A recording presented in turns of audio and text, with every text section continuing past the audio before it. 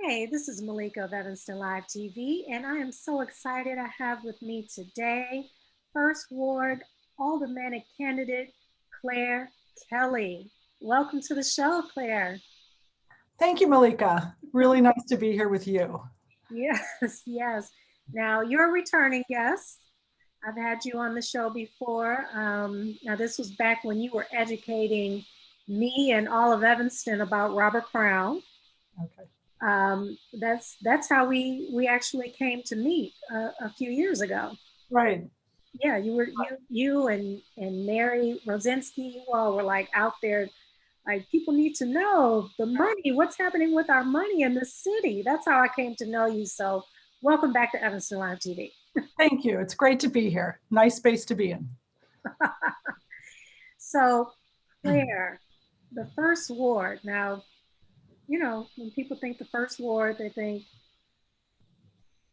there's nothing really going on in the first ward, like any issues, any real serious issues. So whoever becomes the next alderman for the first ward, you're actually looking out for the whole city.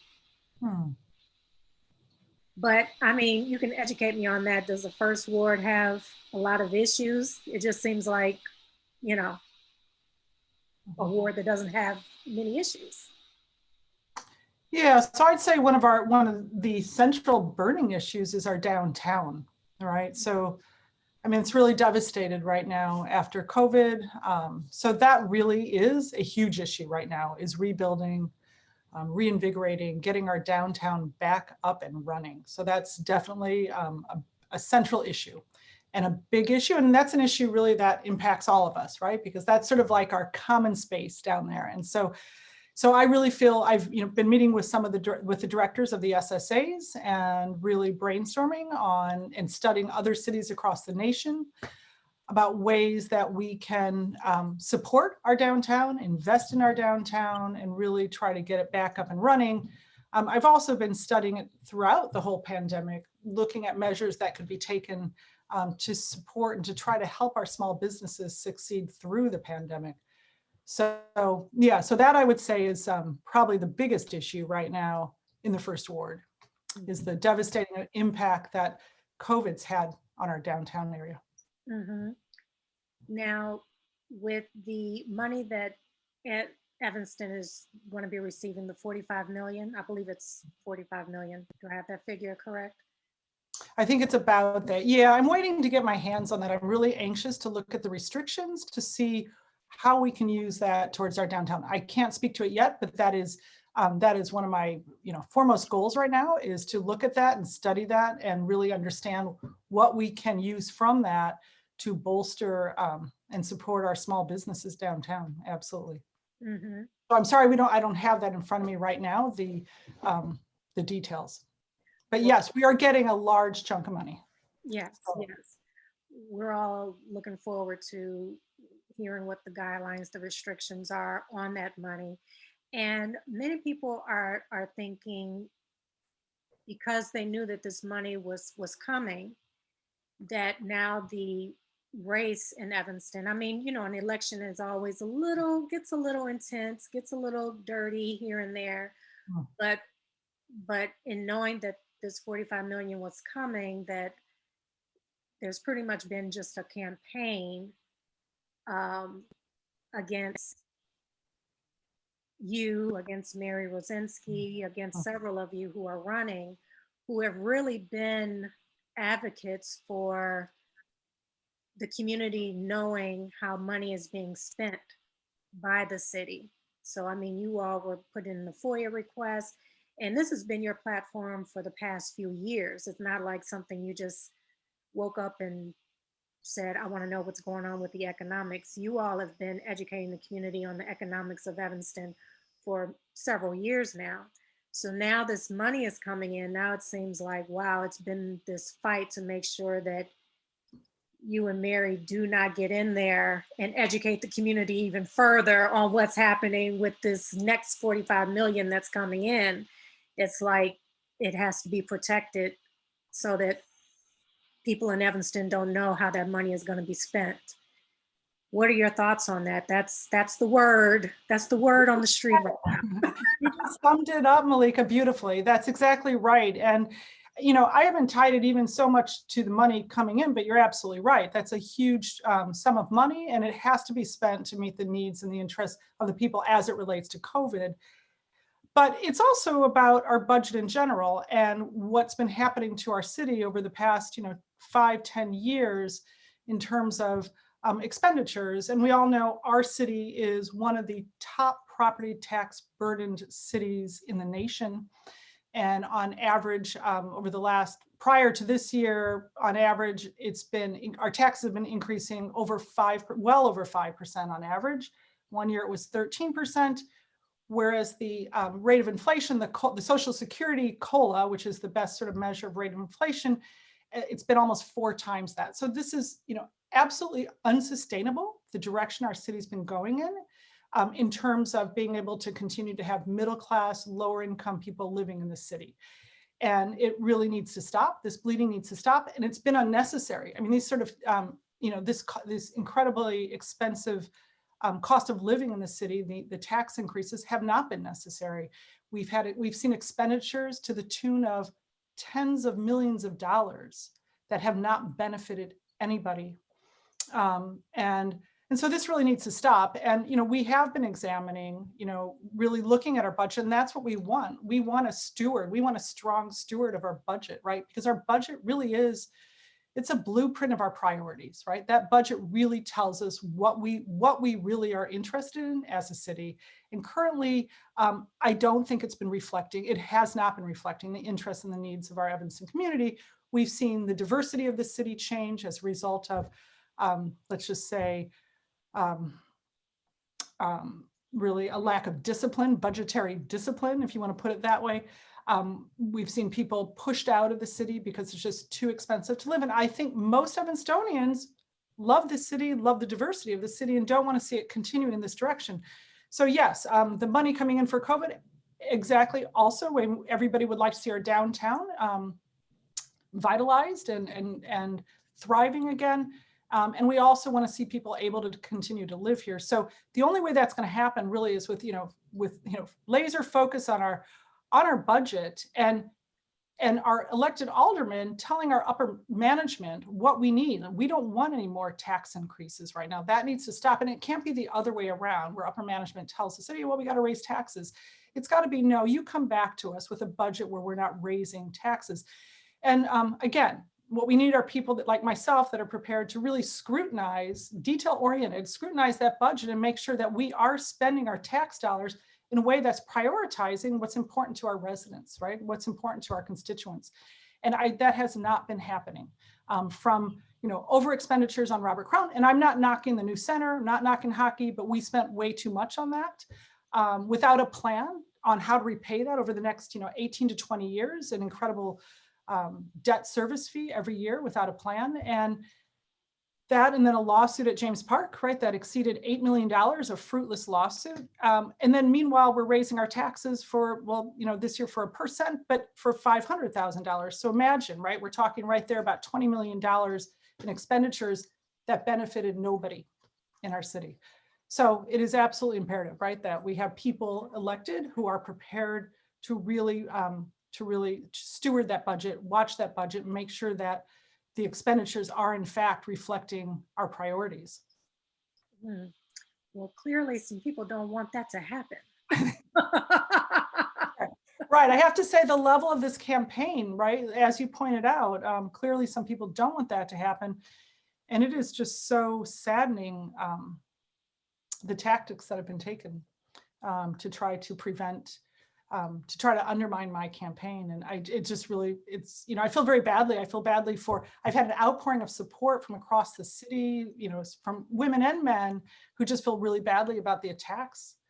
And I'd also like to say, highlight the leadership that Daniel Biss has taken. I think it's wonderful that he's really stepped in and made a statement. I think this is the kind of leadership we need, somebody that's going to defend their community against fear mongering and disenfranchisement, because that is what's happened. I've had at least 2 friends now tell me that they were thinking in the future that it would be really neat to get involved and to maybe run, but now they don't want to, right? Because they've seen what's happened to me, and they've said, I don't think I could do that. And so I think it's really important that we have, again, I applaud Daniel Biss for making a strong statement against these tactics that have happened. I've been, these dishonest and harmful tactics. Well, I can tell them they don't know who they are messing with, because the Claire Kelly that I know is not one to back down, take any mess. So yeah, they picked the right one, because you are fearless. You are absolutely fearless. And I know you have taken some attacks, but I will say Claire Kelly cares. So I try to tell people, when you see people having coming across so passionate at city council during public comment, it's because they've been ignored. It's because they've been ignored and they haven't gotten answers. So after months and months, even a year or 2 years, by the time they get up to public comment, they're so frustrated, and they care so much about their community that it comes off, just they come off like these angry people. And really, they're passionate, they care, and they've been ignored. So that's what happens. That's No, what you're happens. right.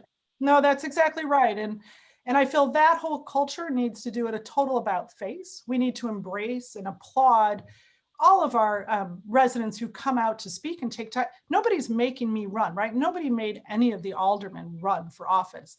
And so often they act as if, the residents who come out to speak, who care, are like an inconvenience to them. And that needs to stop. We need to embrace it. We need to encourage it. Even the emotion is information, right? I'm a teacher and I have 125 students and parents. And if a student's upset, I care about that. And I want to know why. I don't just shut them down and say, oh, scold them for, talking about being uncivil. No, I need to understand why a parent or student could be upset. And so this whole attitude of, scolding the public really needs to end. We need to listen to the public. We need to encourage that participation. And you're absolutely right. It has led to frustrations. And I think people have felt that they really aren't even being listened to when they do speak. So I absolutely intend to change that culture around, to encourage participation, to applaud it, and really listen carefully. Yeah, So. yes. Now, going back to our downtown, yes, there are some businesses that are closing. I mean, the movie theater. Not that I went to the movie theater a lot, but it was good to know it was there when I wanted to go see something. So now that's not there, but I'm sure that's going to be replaced. I think that's going to be replaced, right? So, right. Yeah. Yeah, we're going to have to take some really innovative measures that I don't think we've been taking those innovative measures.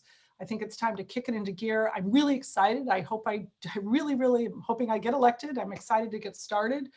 Like I say, I've been researching measures that have been taken across this nation, including some infrastructure, looking at pedestrian streets, maybe looking at just many myriad ways that we can bolster our downtown, including investing in our downtown. I mean, when we invest in our small businesses, not only do we get revenue return, but we're talking about quality of living, right? So our downtown, and that's what we're here for, right? For the residents to protect the quality of living and to improve it. So yeah, so absolutely. I'm also running on partnering with Northwestern to get a greater financial contribution. And I think this is going to be really important also in terms of us having more money to dedicate to the needs of our city.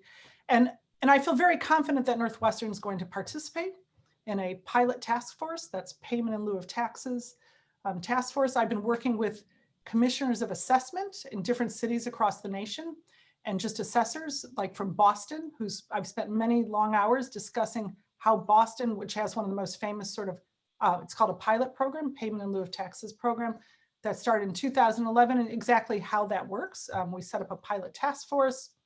Northwestern has a seat at that table, and we work together to establish a formula. And I think that's going to be one of the best things that's ever happened for town-gown relationships in Evanston. I think forming this task force, people knowing that we're working together to establish a more fair contribution to Evanston is going to just make a world of a difference in terms of everybody's attitude. Because I think right now what we've seen is, we saw a lawsuit back in, I think, 2000, which didn't go anywhere because of Northwestern's charter. We didn't really have any standing to go forward with the lawsuit. And we've seen every now and then an alderman, complain about Northwestern, but the fact is no one's ever sat down. We have never done this before. So I don't even blame Northwestern in this regard. We just haven't had the resolve at City Council to say it's time to sit down and form a task force and sit down until we establish an agreement and negotiate with Northwestern. So there's absolutely no reason to think that Northwestern won't participate. It's we're well overdue for this. And we've already seen, we even have the quantifiable numbers. We had a referendum in around 2000. I can't remember the year exactly, that the firefighter Dave Ellis spearheaded a referendum to collect the data, and residents overwhelmingly, said, yes, Northwestern, we really would like Northwestern to pay a greater contribution to the city. But again, nobody stepped up to say, Northwestern, let's sit down and talk about this. So I'm really excited about that. I'm also 100% sure that I will have consensus with my colleagues, my alderman colleagues, to move forward with this. And I think this is a very, very exciting for our city. Again, it's very exciting also for our relationship with Northwestern. And I just want to say, because sometimes people say, I'm in opposition or I'm attacking Northwestern, it couldn't be anything but the opposite. I probably have the deepest roots with Northwestern more than anybody in this city. My great-great-grandfather, and I'm not a big legacy person, but I'm going to share this now. My great-great-grandfather was in the first graduating class of 5 at Northwestern in 1859. And he then went on to work with Abraham Lincoln in Springfield in his law office.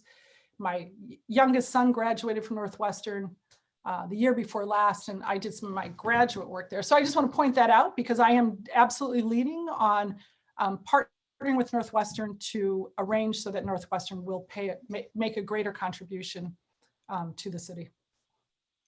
Many of us were led to believe that Northwestern wouldn't even have the conversation, and it was an absolute, like, that door was closed.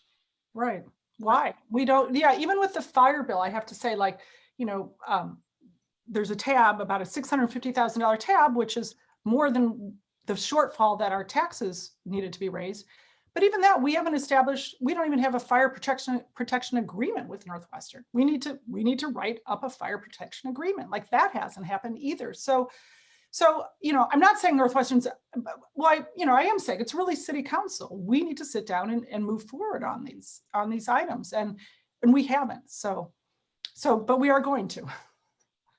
So I'm looking forward to that. I think it'll be, a really wonderful direction that we're moving in, and again, create much more harmony between residents in Northwestern and City Council.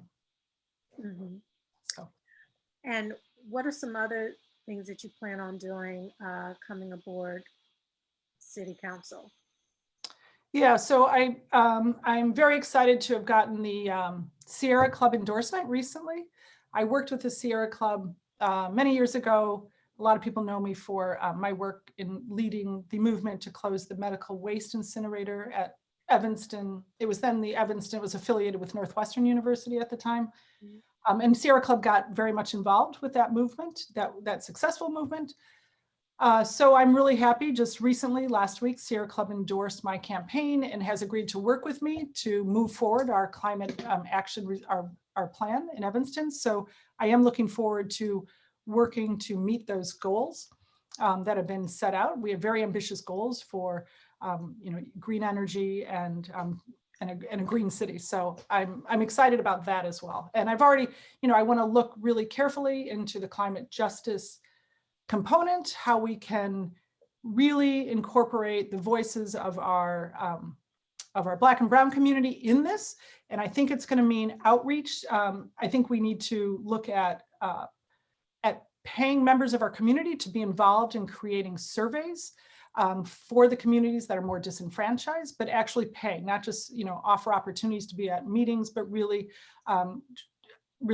pay people by the hour to be involved in creating surveys and in educating the communities that would otherwise feel maybe disenfranchised from the environmental movement, to really needs and also to educate the community. So I think that's a really key, I think that's a very key component in moving forward with green energy and climate justice and climate action in Evanston. So that I'm looking forward to that. I'm looking forward to, again, partnering with Northwestern for a greater contribution. I'm looking forward to examining our budget thoroughly so that we don't continue, so that we stop the bleeding on rising taxes. And creating a friendlier city. That's what I'm really looking forward to. It's creating a friendlier place. You know, I'd like to have free beach tokens. I think every Evanston resident is entitled to a beach token. I don't think we should have to pay for beach tokens. So I just want to do everything I can so that people feel like this is a friendly city. Yeah. Okay. And closing that disconnect between city council and the residents, because there's definitely a disconnect there. Absolutely. Absolutely. Yeah. Mm-hmm. And I look forward to holding meetings monthly. I want to be in touch with my constituents on a regular monthly basis. I've also been talking to, and I'm sorry, I forgot her name at this moment. She runs a small business Facebook page, but I'm starting a, we're going to call it Ward Wonders, like Ward Wonders meeting every month where we have showcase several small business owners so people can drop in on a Zoom meeting or in person, depending where we're at, and get to know intimately and more personally some of our small business owners and managers. I think that connection to people is really important as we try to revitalize our downtown, to really get to know who owns these places, what they've gone through. And I think that'll also help to encourage more participation in our downtown, more patronizing our local businesses. Now, going back to when you were talking about the city is just quick to, well, you didn't say this, but this is how I hear it from the community. The quick is the council is quick to go to raising taxes, no matter what's happening, whether it's COVID, whatever's happening, it's let's raise the taxes, raise property taxes. And I remember Suffredin getting into it with the council because he was like, look, we're in a pandemic. Why are we raising taxes? No, you know, he was like, we have to be more creative. We have to think outside the box. We're in interesting times right now. But that does seem to be the go-to, is to always raise the taxes, right, and not wanting to come up with any other possible solution. What could be some other solutions other than raising taxes? Mm-hmm. Well, for one thing, we need to watch our spending. But secondly, there was money. I mean, we had money, for example, in the fleet service was about $700,000 as of November, money left over because of COVID, like the gasoline and all these expenditures. We ended up very much in the black in that money should have been shifted back to the general fund. We have, for example, millions of dollars, probably a couple $1 million, and I know I'm going to forget the term, but it's like lag pay. So when you have a large operation like our city with hundreds of employees, there's a certain amount of time every year where people aren't employed, right? Where you're hiring new people. And that's usually an item in a budget forecast that you save, like there's so much money from the cost of every, and tell me if I'm not explaining, if I'm not making sense, let me know, but that used to be a line item. So that would also account for $1 to $2 million. We didn't need to raise taxes. Like that got eliminated. That should not have come off. So that amount, I'm probably not using, I think it's lag pay or lag, I'm forgetting the term for it, but do you understand what I'm saying? So, okay, so that used to be something that would be accounted for in the budget. That came off. So now it looks as if we're hiring every single employee year round, and we aren't. So that's called hidden reserve money. And we shouldn't have hidden reserve money with tax dollars. You can do that if you want a private business where you're trying to just make you want to make everybody at the top happy by balancing your budget and have extra money, but we shouldn't be doing that with our tax dollars. We did not need to raise our taxes this time. It didn't even take that much creativity to figure it out. The money was there. And also we're still waiting for our year-end report. So normally in December, the December report will show us where we balanced out. We don't have that yet. And I don't know, everybody's wondering a little bit like, why are they holding off on that year-end report? So that year-end report is very important to see actually where we came out in the end. Did we need to raise taxes? So my point being, you're absolutely right. There is this go-to, just raise taxes. And what that does, like in this case with both the extra fleet service money or eliminating the lag pay line item, it frees up money that's not listed on our budget, so that can be spent without much awareness by residents. So that shouldn't be happening. Mhm. That, I hope that made sense.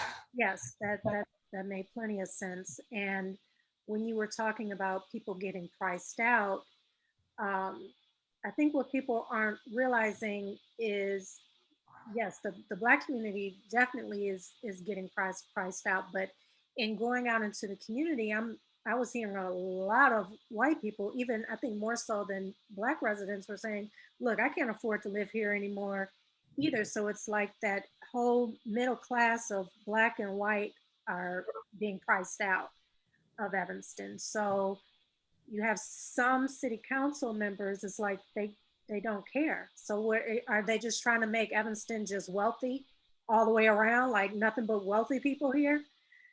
Like, That's a great question. what's the vision here? What's the goal here? Thank you. I think that's exactly the question. What are we trying to do in this town? Are we trying to make this a very rarefied town? Because why wouldn't you be holding back knowing that we don't have to increase taxes? Exactly, Malika, I think that's a key question. What direction were our council members going in for these last, 4 to 8 years? Absolutely. When we raised our taxes 13% in 2019. I'm sorry, my dog's barking. Can I let her out really quick? I apologize. Well, you're live. I don't want the dog. Okay, well, if it does, let me know if she's if you need to let him out, please. I don't want him to suffer. No, she's okay. Let him out. She's not too noisy. Okay. So no, but I think that's really an essential question that you're asking. What are we doing? And where are our interests? Are we interested in keeping and allowing people to continue to live here who are lower income, middle income, our Black residents, our populations that are, one would have to wonder. Mm-hmm. And I've had conversations with a couple of women where it's like almost clueless that people were struggling during this pandemic. We're still in the pandemic. So like you said, businesses were closing downtown Evanston. I'm over here in the 7th Ward, so it's heartbreaking to see some businesses over here that I used to go to. People hanging on by a thread everywhere. And some of them were just really clueless to that. It was almost like, well, what's wrong with them? It's like it's only like 3 people in Evanston struggling. I was like, are you kidding me? Just about everyone you pass by on the street has been impacted by the pandemic on some level, somehow. Absolutely. No, I think there's a real disconnect from much of our city council with the people of Evanston, right? It seems like, many of them move in exclusive circles and are unaware. Even I know folks who've been working with food insecure, delivering food. The amount of people that come out so quickly to get the food and it disappears. It's really heartbreaking what's going on in the city. And that we would think like, sure, let's raise, and we had a fight to keep them from raising, they were going to raise taxes even more, but residents stepped forward to say, no, you really don't have to, and push back till we got it to where it is. But even that, it's just, yeah, it's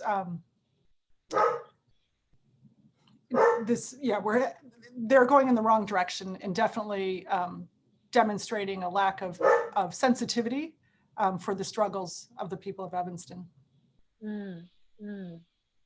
So your first day on the council, you've got some plans, and I love it. I love hearing that you've got some plans.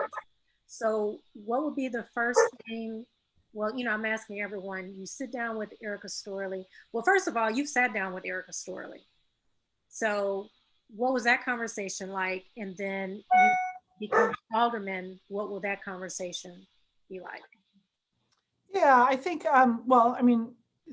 let's see. So starting out, obviously, I'll want to start our task force. I apologize. I have to let my dog out. Yes, really please, sorry. Please. I don't want your dog to suffer, please.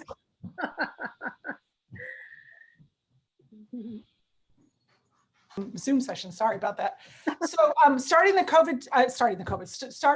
pilot task force right away, and examining getting that going immediately and starting to examine that, as well as our downtown, really examining our budget and looking at the care package and those restrictions. That's going to be some of the first things I'm going to look at in terms of boosting our downtown. That's top priority. So, and my conversations with Erica Storley, I expect them to be cordial, supportive, cooperative. I don't expect anything less than that. Mm-hmm. Mm-hmm. So, Yes, yes. And Claire, what are your thoughts on if you're elected alderman? Um, so going to reparations, that has been a topic. Mhm. And so the new council will have to deal the reparations going forward. We hear different conversations on the reparations. One hand, it's like, oh, we had a plan, but now then the next conversation is, well, no, we don't have a plan for phase 2 yet. We're going to leave that for the next council.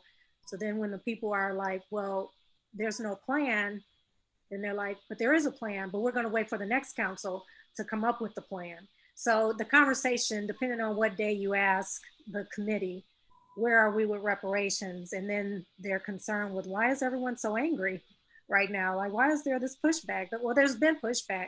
It just wasn't public because there was no plan. There was no plan other than for the 15, but no plan for the thousands of Black residents in Evanston. And that was always the question, well, what happens to everyone else? And that's been the question for a year. So now it's, well, we're going to leave it up to the new council to figure it out. So you all are going to have kind of a mess on your hands. What are your thoughts on the Evanston reparations? So, well, first, I am proud that our city embraces reparations as a concept. I've always felt very strongly that big advocate for reparations at the local, state, and national level. But it's so important, right? Reparations is so important that we have to get this right. It doesn't have to be perfect, but it better be close. Because if we're going to be one of the first cities doing this, we want to set an example. We want other cities to want to emulate our program. The last thing we want to do is move forward on a program that is not actually reflecting what our Black Evanstonians are expecting from reparations. And if there's a disconnect and it fails, that's almost worse, right? Because then we're going to have cities look to Evanston and say, well, look what happened there. So it is so important that this is done right. And yeah, I had some concern when it was first. I was delighted that we are all of, like I say, I'm proud to be in a city that embraces reparations, but I was concerned from the beginning that the plan wasn't really, hadn't been developed to much great detail. And I think the most important part, of course, being a white person, I'm not going to weigh in as to how the money's allocated or any part of that, but the one I will weigh in on is the community participation of our African-American population in Evanston. It's absolutely key, and I will stand behind that we have to ensure that there is a full voice and vote on this process. And if that's not happening, this is going to fail. And my sense is, hearing some of the talk and the concern and the frustration is that has not happened. That there's been some sense of feeling of not having full participation. It's not enough to say attend a meeting here, attend a meeting there. Now you have to ensure, just like I was saying about the CARP, about moving forward with CARP, we don't just say you have an opportunity, we pay or whatever we have to do to make sure that participation is there. That has to be structured in.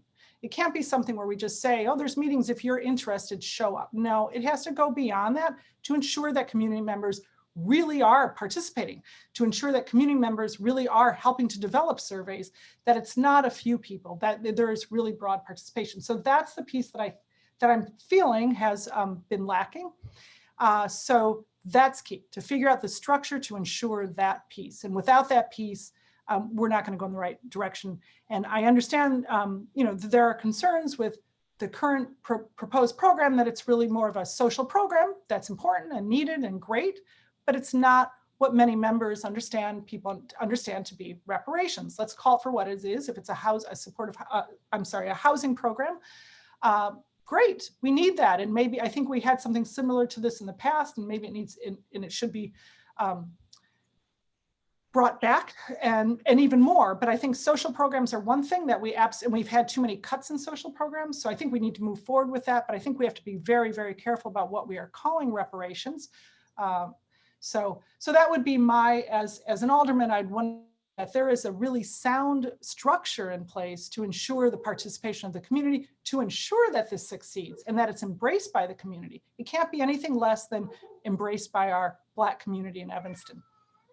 Yes, thank you. I appreciate that, Claire. I really appreciate that explanation. I think it was the communication was a lot of it was in the messaging from the stakeholders and the committee. I think that's where they went wrong in a lot of it. And but no one was blocking a housing program. Who's going to block a housing program? You know, yes, we need housing. We need more housing programs. You could probably get a better housing program than what's being presented as reparations right now. But yeah, you could. I mean, there's tons of housing programs out there better than what they're offering and calling it reparations. But yes, I needed to hear that because I pretty much stay kind of neutral on a lot of city issues, but with reparations, I couldn't. I had to. I'm like, you have to know how I feel, and I'm feeling even more so. This 45 million that's coming to the city right now. I think everyone needs to start waking up to how money is being spent in this city, and this smear campaign against you and Mary and others that are running is a fear that you all are going to educate the community on this money being spent, because they're used to people sleeping. Mm-hmm. They're used to people sleeping and not paying attention until they start to see Robert Crown being built. And they're like, wait a minute, how much did that cost? What's happening? Right. Right. We shouldn't have to be like worry about what's going to happen while we're sleeping with our city council and our tax dollars. I mean, you want people that are going to be looking out for you. And I think you said it all. I think it's about the money. I think these smear tactics come down to the money. I think you're absolutely right. I think it's about, and I think people know I will be studying that budget. And you're right. I won't be quiet. I think that's what people love about you, Claire, is that, yeah, you speak truth and you're a truth seeker. And then you educate. You're a teacher and you educate the public as a whole. And I've known you to be that person for the past few years. No, thank you. Mm-hmm. Mm-hmm. I appreciate what you've done too to bring to light so many stories and facts, and fearlessly also, Malika. So I applaud you. You've done a real service for Evanstonians with your program. Thank you. I hope so. Well, this election has starting out the gate. It started out a little intense, and now it's getting a little crazy, actually. Mm-hmm. So your opponent, I doubt very seriously she'll be coming on Evanston Live TV. So you're really the only representative of the first ward coming on. I guess I don't, it's just, maybe it's my packaging, something about the way I look, I don't know. I don't know, Claire. But I appreciate you always taking the time to let me know what's going on. And what I like about you, Claire, is you give people the information for them to go out and do the research. Like, don't even just take your word. You're always like, look, go do the research. Research what I'm talking about. And that's a true teacher. And that's a leader, because God forbid, if anything ever happened to you, you're teaching the public, this is where you go to get this information. This is where you go to find out what's happening. So you're educating us to keep that information going, to educate more people and more people and more. And I appreciate that about you. Oh, thank you. Thank you very much. Right. I think it is really key. Everybody does need to know it needs to be brought to light how our tax dollars are being spent. And, you know, and I think people tend to think without the education, they just think, oh, it just has to be this way. Well, it doesn't. So. Mm, mm. So overall, Claire, tell tell the people what your vision is. My vision is that this is a city that embraces everybody here, and that is doing everything we can to ensure that everybody can stay and live in Evanston, that Evanston becomes a friendlier place, that a place of greater equity, and a place where that listens to its residents, that we have a city government that is, genuinely tapped into the needs and the interests and reaching out, and where people feel that City Hall is a friendly place where we want to hear you, we want your participation. I think that's where I'd like to go with this. And for people to really feel secure, and that they don't need to worry about, I've turned my life upside down. Many people have turned their lives upside down. Even when we closed that incinerator, when, the aldermen couldn't do the right thing then because they didn't want to confront Northwestern or Evanston Hospital about that. And we had to, organize for a year, a movement in the streets, get national press on it and everything else before they would, and I had, got called out of my classroom for a press conference with the governor before they finally did the right thing. And I think that's just too much. Residents shouldn't have to do that. And we should have representatives that hear them and respond. And so that's what I'm looking forward to, a responsive city government. Well, we love that about you, Claire. Thank you so much for caring all these years, please let everyone know where they can reach you if they have further questions. Everyone's getting out for early voting. I'm hoping people are getting out. We've had low voter turnout. What is going on? Right. So yeah, thank you. I will say that. So I am running against a 3-term incumbent. So I do, I'm going to ask everybody, please get out and vote and bring 2 or 3 more people with you to vote. And Malik, I also want to thank you for focusing on policy this evening and not focusing, on the little car fires that have been going on, the tactics to distract, because I'll say every interview that I've had with other groups, half of it has been spent talking about ridiculous things that are totally inconsequential to our residents and to the needs and interests of our residents. So thank you for being focused on, things that matter more.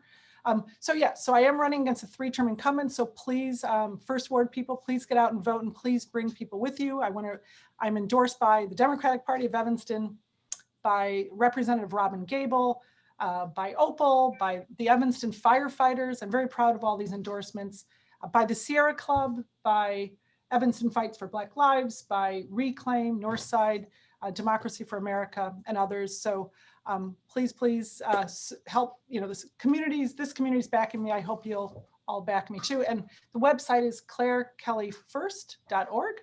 So please visit the website, and thank you. I'm really excited about serving. Well, you've been serving, so you just have, the title to go with it. But you have been serving, you have been a leader in this community. And I just want to thank you, no matter what happens. Thank you for your years of service, educating us on what's happening. Thank you, Malika. Really nice to hang out with you. All right. So everyone, please get out there and vote. Our voter turnout has been really poor. Like, people, come on. I know there's been this disconnect between the council and the people, and people pretty much like, oh, they don't care. No, please, you have to care. There's 45 million, look at it this way. There's $45 million on the table. You have some people who don't want you to know how that money's going to be spent. And you have people who want to educate you on how it needs to be spent. And they want to get your input. They want to hear what you're needing in your community, So you have to get out there and learn who these candidates are, what their platform is, read about their history, the work that they've done prior to, becoming an alderman or running for alderman. Get engaged, because it is so important, because you don't want to wake up and see another building being built that costs $100 million. And you're like, where do we get the money for that? And then wondering why your taxes are through the roof. So you have to put the right leadership in place, people. So get out there and vote. And I will be sure to put Clare Kelly's website address so you all can reach out to her for more questions.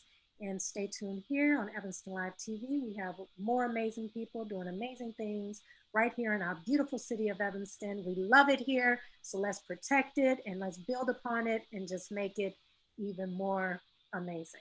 All right. Here, here. Thank you, Monica. Well said.